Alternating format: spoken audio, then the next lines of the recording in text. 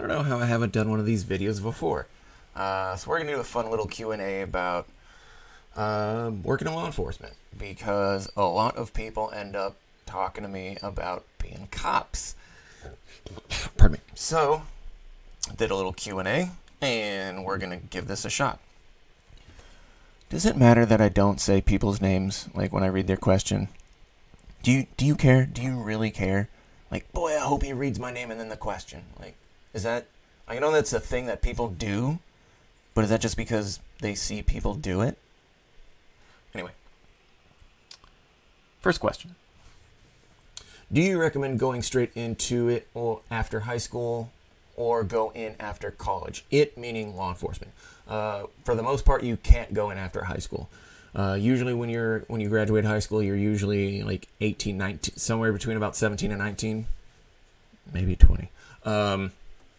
So usually in the state of California, keep in mind everything for me is going to be discussed within the context of the hiring of California. Usually you have to be 21 to apply, or you can be 20, or you can apply before 21, but as long as you are 21 before, I think before you graduate the academy, I think that's the only workaround. So you can be 20 through the academy, but as long as you're 21 before the day of academy graduation, I think most places are cool with it. Honestly, I can't remember. I've heard some random onesie-twosie stories about dudes being like 19 or 20 and being full-time cops, but they didn't really give specific information, so I think they were just blowing smoke up my patootie. So there's that. But let's look at it from a different context. Let's say you are 21 and you just have a high school diploma. You're not marketable. That's the issue. If you're, let's say Sac Sheriff is hiring 50 applicants. Well, guess what? 500 people are going to hire for that, or going to apply for that position. So you need to fight for one of those 50 spots out of 500 dudes that are applying. Straight up. So if you don't have a degree, you can administratively apply, but you are not marketable, meaning you are not convincing your agency why they should hire you because you haven't done anything to set you apart from anyone. Also, being in great shape is going to help. I remember I was with Stockton PD years and years ago when they were doing their testing, their initial hire testing. So obviously, usually everyone does pretty well on the written. The post exam is basically just an English test. In my opinion, it's pretty easy, but I'm pretty good at English, because I speak it. What did this just got in? What killed people, and what I found very interesting, was I saw that there were guys applying to be police officers that were terribly overweight and out of shape. So there was this, it's like a 6-foot wall you had to jump over, and guys, they couldn't do it. They couldn't jump over a 6-foot fence. They were so out of shape and or obese. So physical fitness and at least part of a degree, I would recommend, if you have nothing going on in your life and you want to be a cop. So let's say you're diehard, you're ready, you're 18, 19, whatever, you're just getting out of high school, and you have your heart set on being a cop, go to college. Or enlist and figure out what you want to do with your life from there. So, do I recommend it? No. I recommend you take some time, continue to figure out who you are and develop who you are as a person. And in that time, work a job, go to college, meet some people, maybe live on your own, get some independence, but just don't go from high school to law enforcement. I don't recommend it. I don't think you should be able to do it. I don't even think you should be able to enlist in the Army until you're at least 22. Personal opinion. Maybe that's a different discussion for a different day. Where did I work and for how long? I was a federal uniformed police officer with the Defense Logistics Agency for 8 years. I was a full-time cop under the Department of Defense. So we have the Department of Defense, right? Like a government thing, not a branch, agency. But under the Department of Defense, there's the Army, the Navy, the Air Force, Marines, the Defense Logistics Agency, the Defense Language Institute, the Defense Intelligence Agency, the DIA, the DLI, all this other stuff. So I worked for one of those sub-agencies in a base in Tracy, California. That might have been the 7th layer of heck. Not a fan of it. Is the pay good? Generally in law enforcement, the pay is really good. It also depends on the pay structure for the agency you work in. So let's say you work for an agency that does not mandate you have a degree, and you get hired, and you get the job, the whole thing. Sometimes an agency will pay you more money for a 2-year or a 4-year degree. Or if you're bilingual, you can get a, what did we call that in the Army? Not like a bilingual stipend or like a bilingual pay. But if you are, say you get paid as a bilingual officer, well, now you're expected to act as a translator. You can't just be like, yeah, I totally speak Spanish, pay me more money. No, you're actually going to have to take a lot of calls with Spanish interacting people, because that's the purpose of being bilingual in an agency. Or let's say you're EMTB certified. Cool. They'll pay you they'll pay you more money per hour, per salary, or whatever, because you're EMTB certified, because they expect you to perform those duties. We see where we're going. So there's like your base salary, like what you're making an hour or whatever, and then there's like your incentive pay. That's what it's called. It's called incentive pay. If you're an instructor or a trainer or an FTO, all these other things, you can do all these other different. So there's your cake, right? There's the cake, and then there's the frosting, and then there's the topping. So there's all kinds of ways to make money in law enforcement. Once you get supervisory level or higher, you're usually considered salaried, and you don't make an hourly wage. So you pretty much get paid whether you work 12, 10, 8 hours, 7 days, 6 days, 5 days, whatever. But usually you're behind a desk, you're an administrator, you're not out kicking in doors and scraping crackheads off the street and all that stuff. If you're usually about a patrol soup and below, like a sergeant and below, usually you're hourly, which means you can get overtime. Cha-ching. So like guys working football games or events or bars downtown, those dudes are working over. Those guys are there on overtime. They're banking. Usually they're getting time and a half, because usually the way that most agencies will structure like specialty events like football games, and if you go to downtown Sac, you see like cops at bars and stuff like that. Usually those guys are there on overtime because the normal shift officers are out taking call to do a regular patrol function. So they bring people in on overtime to work that special contract, work the football game or the Super Bowl or whatever, and then they pay them usually time and a half. Usually you get time and a half for the overtime stuff. Usually. Depending on the pay, depending on the contract, and depending on this, that, and the other. Why did I leave? I didn't like the job. After a while, it wasn't my thing. I wasn't happy doing it. I wanted to grow a beard. I wasn't happy with the culture, the corporate culture, the local culture, the national culture, just the way they were making decisions. And none of us ever felt like we had a voice that mattered. And let me give you an example. Let's say you work at a retail store, right? And this retail store has problems, and they get a new regional manager in. You know that regional manager is just going to get promoted in 6 months anyway, so you don't even care about talking to him. New regional manager comes in, promises all these great things. He's like, oh, there's candy, we're going to do this, and there's lollipops, and there's a petting zoo, and all these great things are going to happen. And 6 months later, that dude is gone, and then there's a new guy in who's saying a bunch of new stuff, and you're going, wait a minute, the last guy just said we were going to fix this issue. The last guy said we were going to do this. And you're like, well, that was the last guy, and this is me. Like, oh, okay. I got this. I see how this works. Yeah, no one cares. Cool. Groovy. So that was kind of how I feel. I got real bitter. I got written up a lot for attitude and conduct just because I basically stopped caring. Not against other people, but like I was really insubordinate, and I would...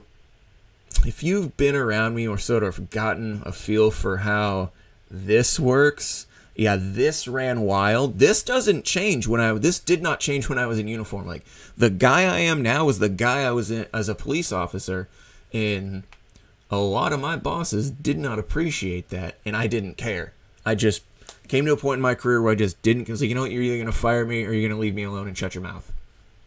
So I got a proposal for termination, which got dumbed down to, it was a BS proposal anyway. That captain should not have tried to fire me. Even the director of emergency services was like, dude, you and this guy and the chief were totally wrong to do this. So that got done down to a letter of warning. So I really don't count that. It was kind of a butt, but whatever. Then I got written up for a bunch of, like, just me being cheeky. But that me being cheeky is called conduct unbecoming a federal police officer. So apparently they frown upon you dancing to Hanson's Bop, or, you know, playing the Barney song very loudly from your marked police vehicle because you think it's funny. And by think, you mean it's funny. It was funny, and it was worth the write-up. Yeah, just a lot of stuff like that. Just, you know, it was me. So they tried to fire me. They did suspend me. I did get suspended from work for a full week. I lost my badge and my credentials, and I took too long to report it because I just didn't care. Which tells you where I was. Like, I lost my badge. Pfft, don't care. Whatever. Just nothing is real. Nihilism sets in.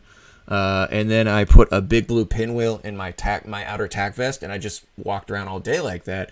And they tried to suspend me for 2 weeks, and I got knocked down to a 1 week suspension, which was fine because I was already a 70% disabled veteran by then. So I didn't care. And I was planning on quitting that job at the end of the year anyway, so didn't care. Anyway. Whew. Calm down. We're going to calm down. All right. Okay. Boop. Boop. What was the hardest thing you ever had to deal with if you are comfortable with sharing? I am comfortable sharing. That's why I read the question. Well, there's a few things. Overall, the hardest thing I ever had to deal with was the fact that I was working around just fat, slow idiots that couldn't shoot, couldn't fight, couldn't do anything. So when you're used to being around, like, really high-level guys, it's hard to come back down. So the guys I was working with in the Army were just top-tier, like, crack dudes. Even in the National Guard. Like, a lot of the guys in my unit were SWAT dudes, they were investigators, they were, like, top-level deputies from other agencies, and I learned a lot of stuff about being a police officer from the guys in my National Guard unit because I would pick their brains because I didn't trust anyone I was working with because I thought they were all just a bunch of fat, lazy slobs. So, I was doing jiu-jitsu, I was working with fighters, I was shooting a lot, I was shooting competitions a lot, I was very active in pistol competition shooting back then, so I took it very seriously. A lot of us took it very seriously as far as the whole, like, you know, people want to kill you and you might want to eat a salad and run it on the treadmill, right? No, we're just going to eat cheese out of a bowl? Okay, that's lunch, I guess. That is good. God bless your wife for making you that lunch, I guess. So that was the main theme of everything that was hard for me to deal with. Incidents. I had a chick, a mom, we got a call from a daycare, and it was this mom that, hang on, my daughter just texted me. Hang on, she's asking me what she wants me in. Baby, I sent this to grandma. Okay. I had a call from a daycare from this mom who had drove her kids to daycare drunk. She had 2 kids, adorable, just the cutest little boys in the back seat of this car, and they were just happy as clams. And she was piss drunk, and she drove all the way to work, all the way to the daycare before she went to work. She made it all the way to the daycare and was passed out drunk, and that was a Tuesday. Might have been a Wednesday. What else was there? There was, the first gun call I ever took. So that was about my first 2 weeks on the job. I was with my training sergeant, and it started as a man with a high-powered rifle call. That was the initial call that came in. And what we didn't know at the time was it was our facilities guys shooting pigeons with a BB gun. Because if you've worked warehouses before, you know what damage pigeons and invasive bird species and rats can do to food-grade products stored in a warehouse. So it was their job to go and shoot the pigeons so they wouldn't poop on the food, basically. Or the food boxes. There's a cross-contamination, the whole thing. So, and that really let me know the kind of the level of people I was around. Because one of our guys almost got shot by us because he didn't keep comms.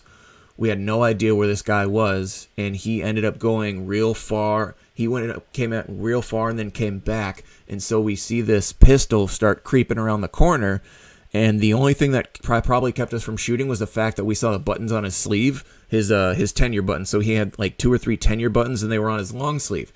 Had it not been for that, there's a decent chance he might have got shot. This was also the same coward that when the call initially came out, he drove to the other side of the call because he was some old fart that should have been kicked out years ago, or at least put in a non-sworn position so he could finish his retirement out as a government employee, which I believe he would have been entitled to. He was too much of a coward to go to the call, and we didn't stand for that, and we treated him like crap after that. We treated him very poorly, to his face, openly, and no one was going to say anything against us because he was a coward, and he didn't get any punishment for that because he said he was doing traffic control. You don't do traffic control during the initial seconds of a gun call. You don't, unless you're a coward. Personal opinion. What else? What other fun things have I done? Oh, there's a time that I thought that my face went numb, that I thought I was going to die. I had this chick, real young chick, real good looking broad, maybe 20, I think she was like 24, 25 at the time. I had her clicked with she had a warrant. What was the warrant for? DUI? DUI warrant or drug warrant? I think it was a DUI warrant, and she had a suspended license. So she was driving on a suspended license with a warrant, and I hooked her up started searching her car. My face went numb. That's not good. Your face isn't supposed to go to numb when you're standing outside. That's not good. Then my hands went numb. Then it was real hard for me to form sentences, so I'm trying to call my patrol lieutenant over. No, he was a sergeant at the time. He was one of my best friends in the whole wide world. God bless him, Vince. I love him to death. He's the reason that I probably didn't get fired and suspended as much as they wanted to. Shout out to Vince.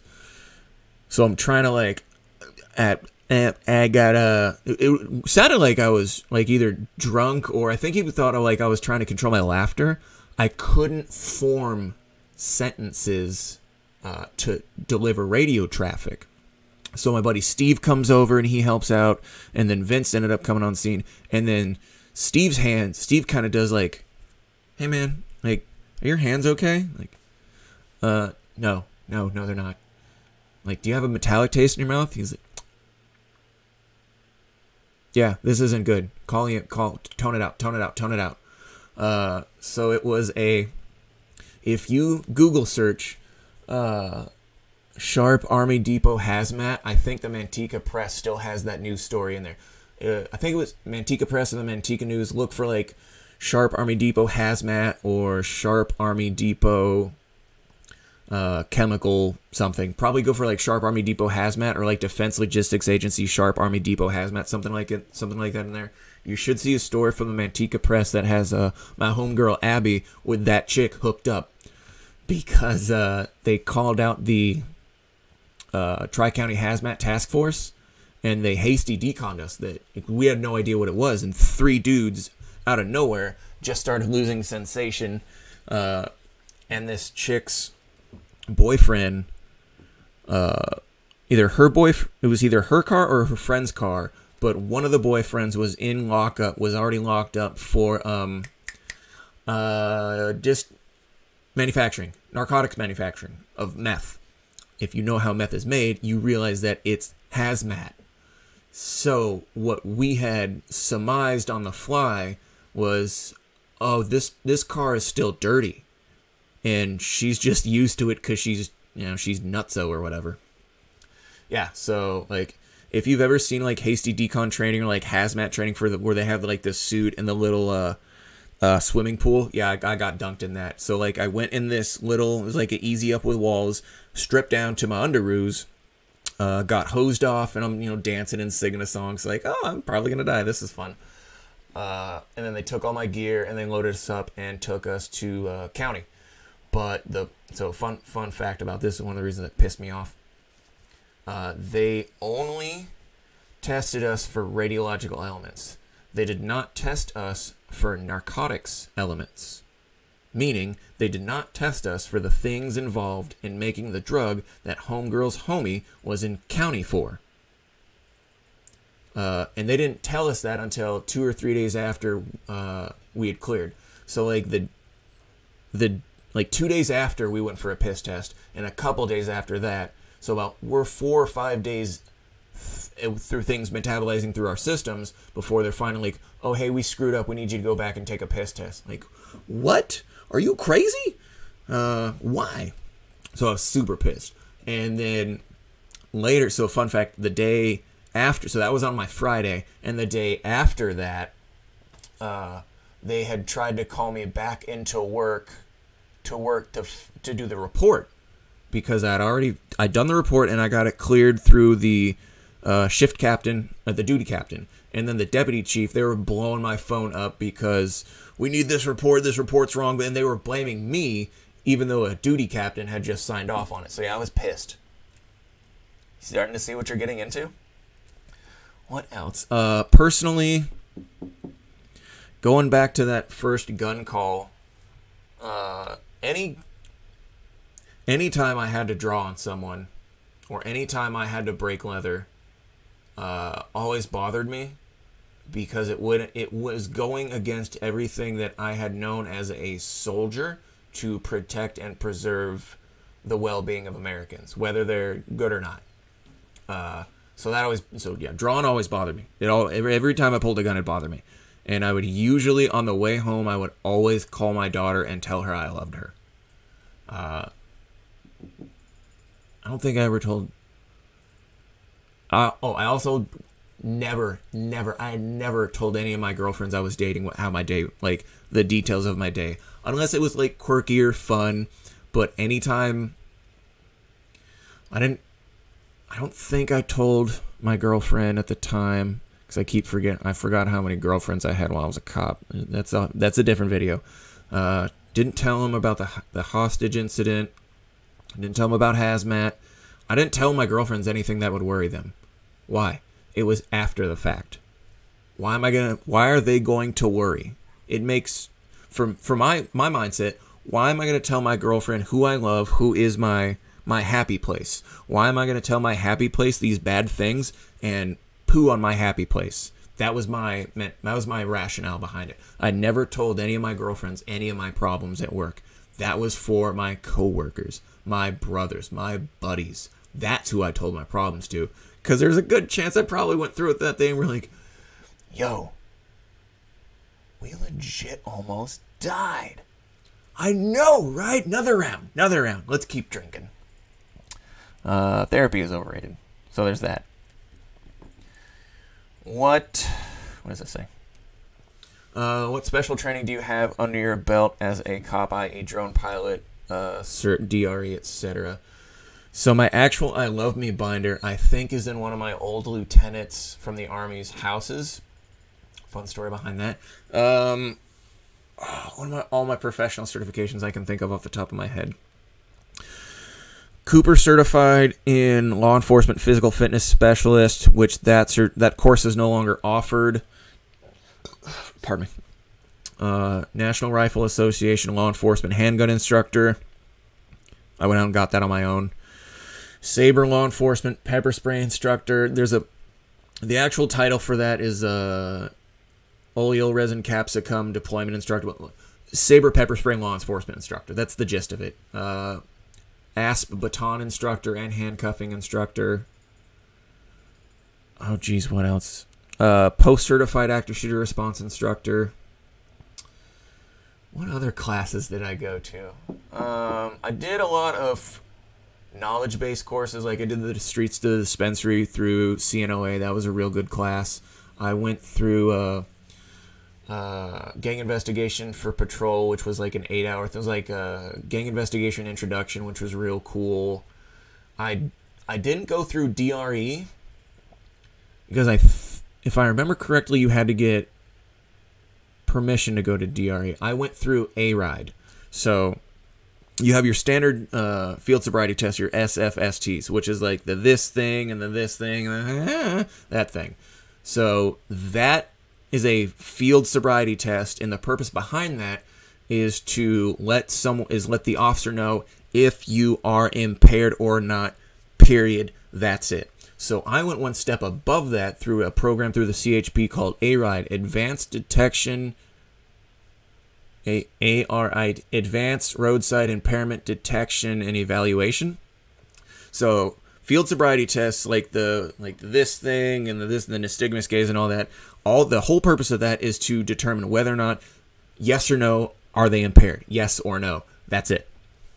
So I went through ARIDE, which was, yes, they're impaired, and they're impaired on this subject. So I was certified to say, he's impaired, and he's impaired on alcohol. She's impaired and on barbiturates. He's impaired on amphetamines. So it was the ability to just be a little bit more detailed. But what I liked about it is it made me smarter.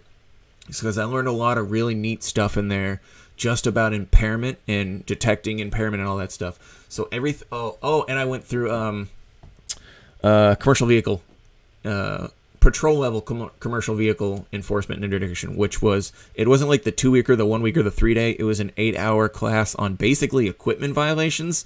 So ways to pull truckers over. Jaeger.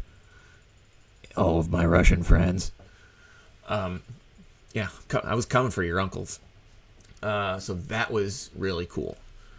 So I did a lot of what else did I go through? A lot of that I put myself through. That's the thing you're going to find in law enforcement is if the class sounds cool, the agency probably ain't going to pay for it because it's not a necessity or they don't have spots for it. You can self-certify yourself. You can pay your way through in-service training. I've done it. That's how I learned that's how I got so smart. That's how I went through Streets to Dispensaries through CNOA. That's how I went through 8-hour basic gang investigations. That's how I went through ARIDE for 2 days. That's how I got active shooter response instructor certified. It's a 32-hour course, so I took basically that week off work, paid for my ammo, brought my own gun, brought my own everything, paid my own way through these courses. And that, once you become a cop, is going to help you a lot also because it starts to expand this resume and it gives you more little tricks. What you're really looking for after you become a cop is you're just building that resume. You're going to this class, not going to it for the sake of like, oh, I just want this title, because guys are going to be able to figure that out. They'll find the cert hunters, the guys that just take literally every class and they don't know jack. But the guy that's got like 4 drug classes, that's a serious dude. Went to 4 different drug classes. He has specialty knowledge. We want him.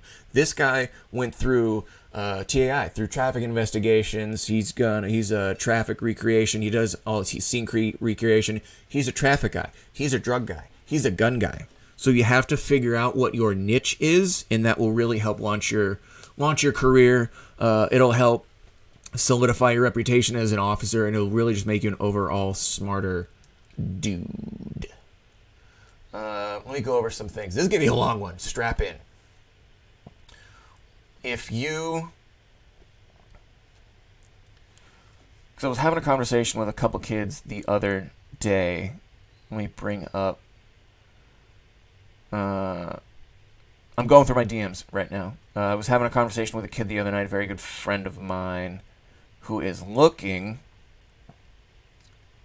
to be a cop. And this was actually what inspired the video. All right, if you're a young kid who speaks 2 languages and has a degree, you are marketable. Listen to me very carefully. It is a police agency's job to try and convince you that their agency is the only agency you're ever going to try and work for. Because listen, every police department in the state of California is desperate for people. They can't keep them. The reason that they're having problems keep them is because over the last 15 years, they cut the retirements balls off. Law enforcement retirement used to be really good, and now it is nil in comparison to what it used to be. That's why so many old guys retired within the last 10 years. The game has changed. It's just not worth the retirement anymore. So they do what they got to do and kick rocks out. Police agencies serve only one purpose and one purpose only: a means to an end to where you really want to be. So kind of reverse engineer your life. What do you want to get out of being a cop?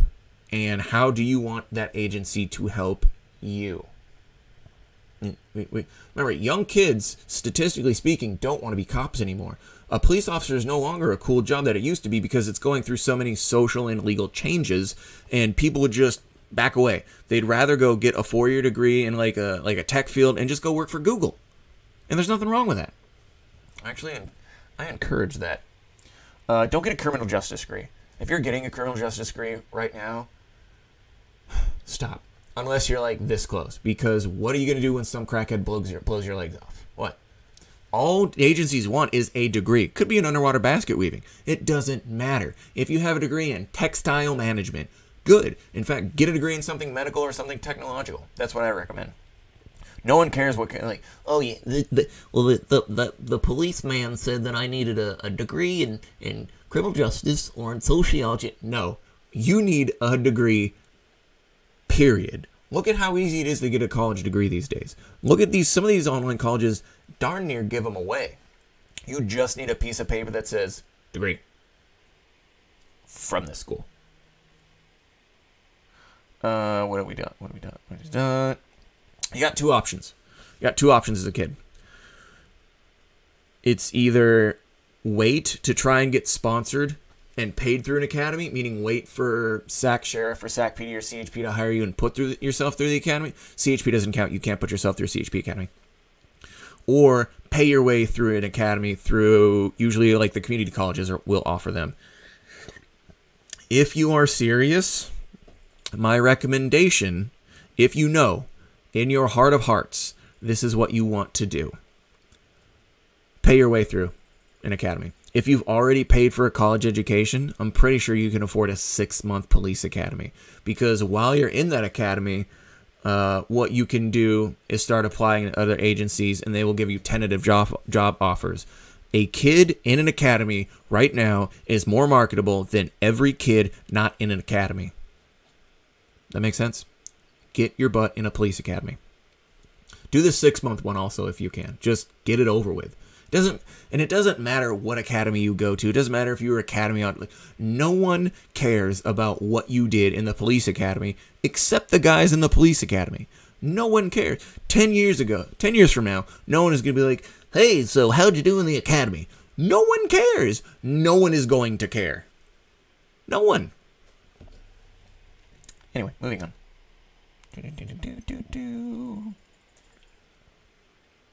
Looking up. Younger kids don't want to be cops because it's the blah, blah, blah, blah, blah.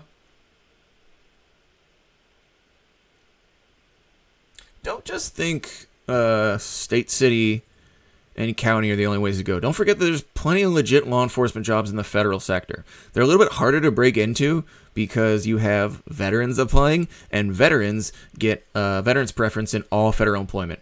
So if you're a non-veteran, it's very hard to be competitive against veterans unless you're getting up against like GS12, GS13 level up in there. Unless you're getting like the big time salary jobs. But if you're just doing like an hourly gig, good luck beating out a veteran. But you have that as an option. Still looking. Bear with me. Regular jobs, way options.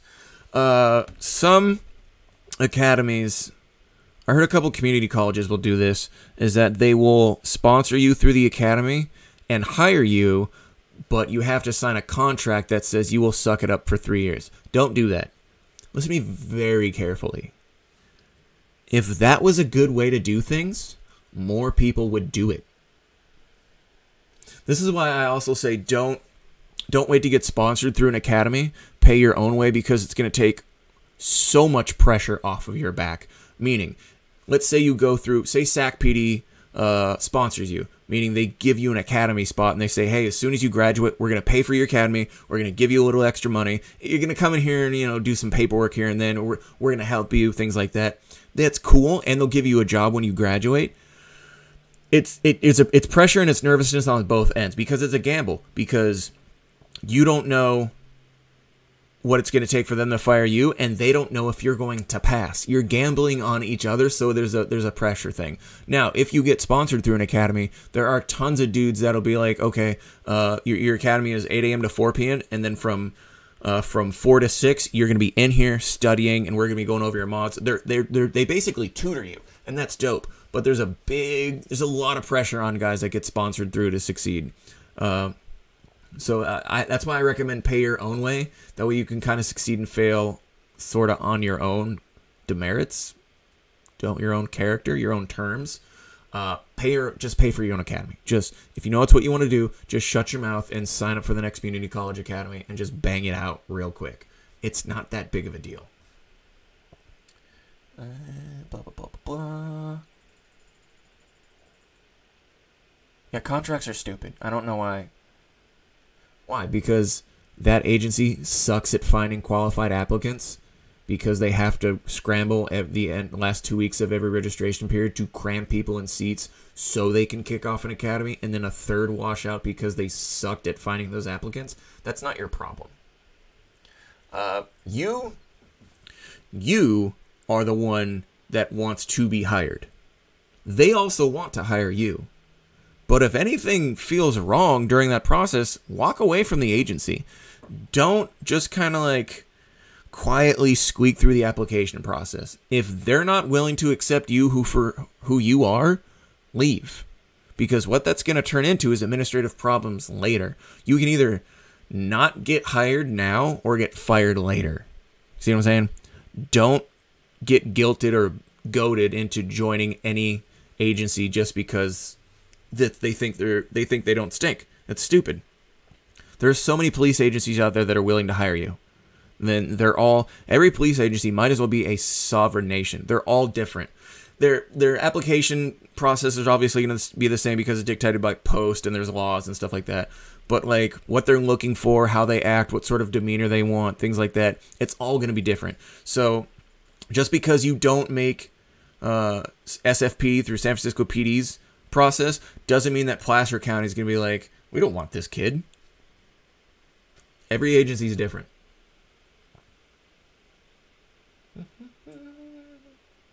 School district PDs are sometimes kind of shady.